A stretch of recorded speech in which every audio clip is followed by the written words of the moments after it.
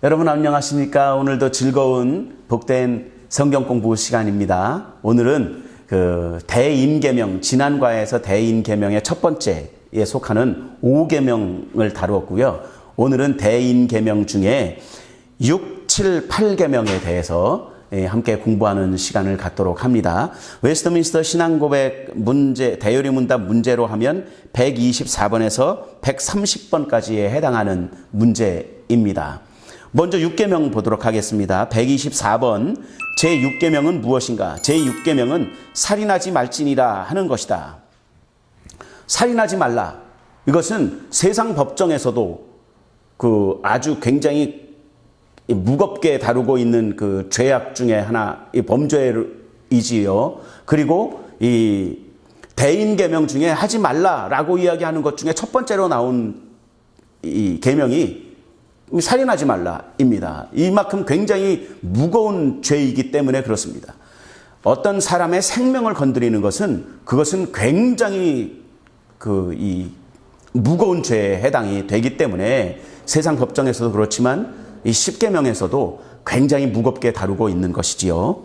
125번 보겠습니다.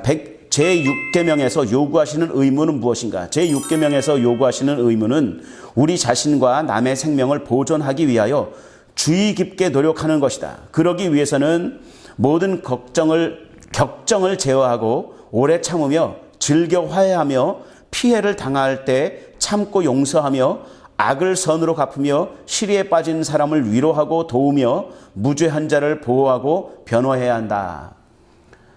이렇게 이제 쭉 열거를 했지만 중요한 것은 무엇이냐 하면 나 중심의 생각으로 살게 되면 그것은 내 노를 다스리기가 쉽지 않습니다.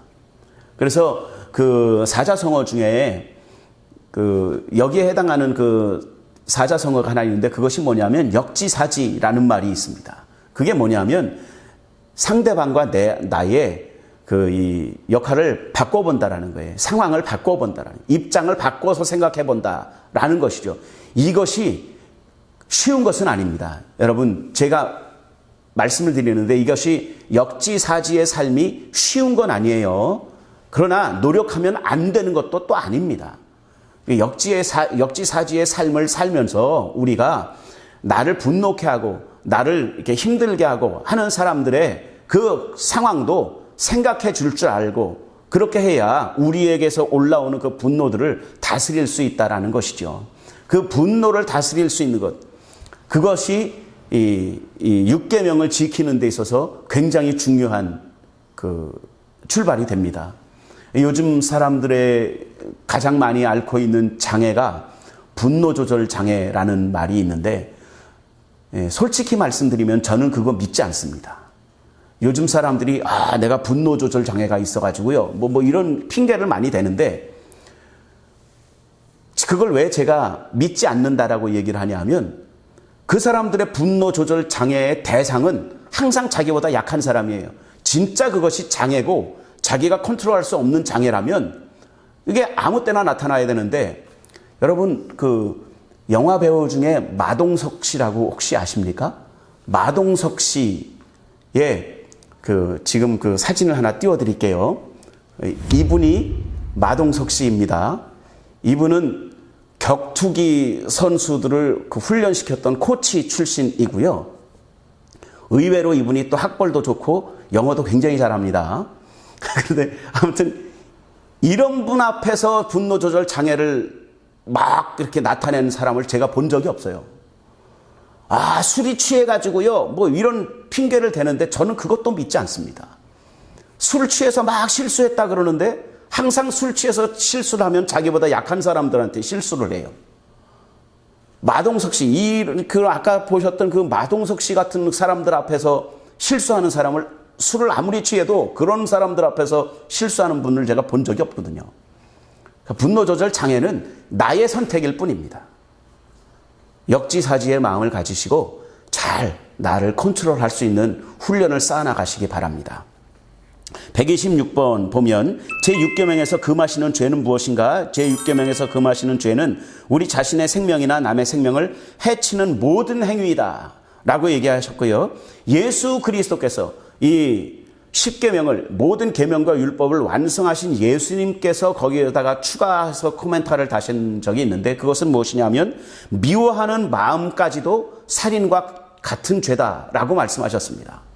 그렇기 때문에 우리가 사람의 생명을 해하는 모든 그런 그 악한 행위들 뿐만이 아니라 어떤 사람을 향해서 막 분노하는 마음이나 미워하는 마음을 가지는 것도 동등한 그 살인죄를 저지른 것과 동등한 그 죄로 하나님이 인식하고 계신다라는 것이죠. 이 점은 세상 법정과 하나님의 인식과는 많은 차이가 있는 것이죠. 예, 그 다음 한번 보도록 하겠습니다. 제7계명 127번입니다. 제7계명은 무엇인가? 제7계명은 간음하지 말지니라 하는 것이다. 128번 보겠습니다. 제7계명에서 금하시는 죄는 무엇인가? 제7계명에서는 금하시는 죄는 모든 의미에 있어 부자연스러운 사욕을 쫓는 것이다. 이 모든 것들을 다 금지하신다라는 거예요. 부자연스러운 사욕을 쫓는 것을 다 금지한다라는 것이죠. 모든 부정한 것을 상상하거나 생각하며 의도하고 좋아하는 것, 또 온갖 부패하고 더러운 대화나 그런 말에 귀를 기울이는 일들, 그리고 합법적인 결혼을 금하고 비합법적인 결혼을 집례하는 일, 그리고 동성 혼인 등 부정한 행동을 하는 모든 행위, 이것들이 다 간음하지 말라라는 계명에 포함이 되는 것이죠.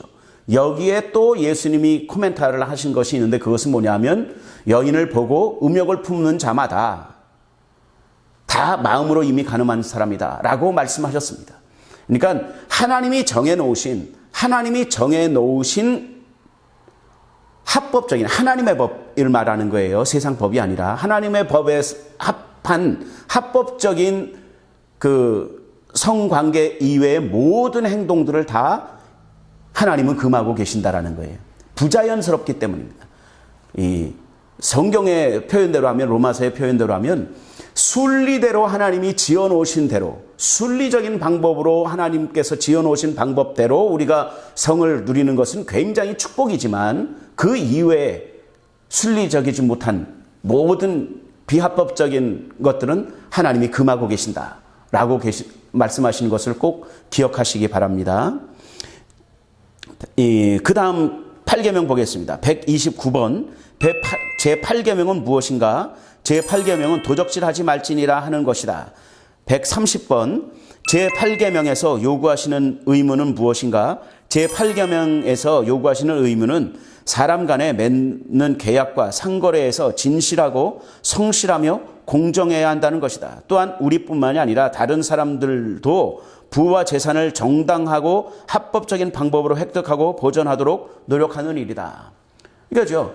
부를 쌓는 것이, 부자가 잘못된 것이 절대로 아닙니다. 여러분, 성경을 조금 오해하면 성경은 부자를 싫어하는 것 같이 말씀하는 분들이 있는데 절대로 그렇지 않아요. 절대로 그렇지 않습니다. 개인적으로 저는 부자를 되게 좋아합니다. 이 영상을 보시는 우리 함께 성경 공부하시는 모든 분들이 다 부자로 살게 되시기를 예수님의 이름으로 축복합니다. 예, 그 축복이 이루어졌을 때 저랑 친하게 지내셔야 됩니다. 예, 아무튼 간에 부하게 되는 것은 굉장히 좋은 축복입니다. 부하게 되고 부자가 되는 것은 굉장히 축복인데 그것이 아까 7계명에서든 6계명에서든 계속해서 반복이 되고 있는 이야기가 뭐냐면 합법적이어야 한다는 것이죠. 하나님이 지정하신 방법대로, 하나님이 지정하신 대로 정직하게 부자가 되어야 됩니다. 그것이 하나님이 세우신 물질에 대한 축복입니다. 그래서 그 물질에 대해서 다른 사람과 비교하고 나는 모닝 타고 다니는데 저 사람은 벤츠를 타고 다니네? 그것에 대해서 시기하는 마음을 가질 필요조차가 없어요. 그럼 내 모닝이 언제 하나님이 축복하시면 뭐 소나타가 되고 뭐 그랜저가 될지도 모르지 않습니까? 그러니까 그것 때문에 그 사람들을, 벤츠를 타고 다니는 사람들을 이유 없이 미워할 필요가 없고요. 그런 것에 대해서 막 비교의식을 가질 필요 없고 그분들의 것을 탐하거나 그럴 필요가 없다라는 거예요. 부자가 되시되 하나님이 주시는 축복 안에서, 하나님이 주시는 약속 안에서 합법적인 방법으로 다 부자 되시기를 바랍니다. 그리고 남의 것은 남의 것이지 내 것이 아니에요. 그 소유권에 대해서 분명하게 인정해라라는 것이죠.